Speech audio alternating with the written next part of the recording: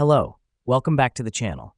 Today we dive right into learning how to use UPBASE, the popular project management tool for SEO in 2025. The first thing to do is create a project. After logging in, click on the New Project button. This is where you'll enter the details of the SEO project you're working on. Creating a project is highly important because it helps to organize your tasks and objectives. Once you've created your project, it's time to add tasks. Click on the Add Task button to detail what needs to be done for your SEO project. This could be keyword research, on-page SEO, or link building. The reason we do this is to break down your project into manageable chunks. Now that we've done that, let's assign these tasks. You can do this by clicking on the task and selecting Assign To from the drop-down menu.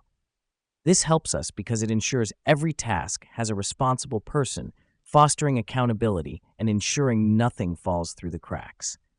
Next up, keep track of your project's progress.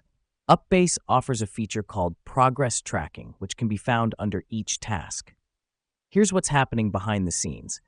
This feature uses the status of your tasks to determine how far along your project is.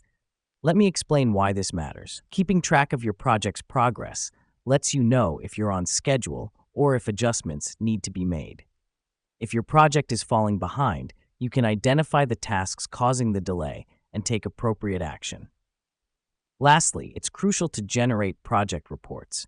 These reports can be created by clicking on the Reports tab.